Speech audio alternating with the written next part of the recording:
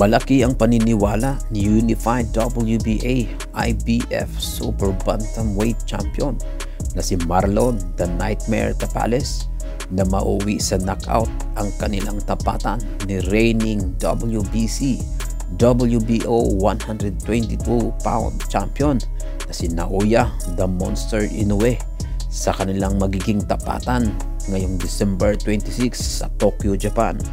Todo ang pagsasanay ni Tapales ngayon na tatapusin ang paghahanda sa Japan. Ilang araw bago ang laban, natapos ang training camp sa Las Vegas at Baguio City. Napangarap na maging kauna-unahang Filipino na boksingero nagigiba sa undefeated na Hapon.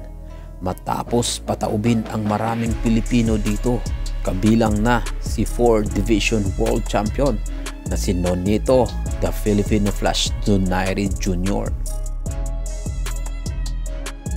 Aminado ang 31 years old na tubong Lanao del Norte na inaasahan niyang magiging mas matindi pa ang ipapakitang lakas at kondisyon nito kontra sa 30 years old na nagmula sa Japan, lalo na target nitong maging 2 division undisputed champion tulad ni welterweight king Terence Crawford.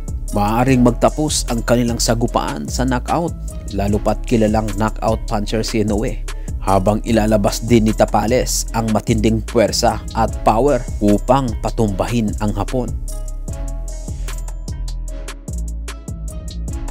Nanindigan naman si Tapales na hindi ito nasisindak o natatakot kay Inoue, bagkus ay handa itong patumbahin sakaling makakuha ng tiyempo o makita ang kahinaan ng karibal. Dagdag pa ni Tapales ay sa tingin niya ay matatapos sa tumbahan ang kanilang laban, maging si Tapales ang matumba o si Inoue. Naging maayos naman daw at maganda ang takbo ng kanyang training camp. Sa ngayon ay nasa Japan na si Tapales para sa laban nila bukas. Good luck sa iyo, kabayan!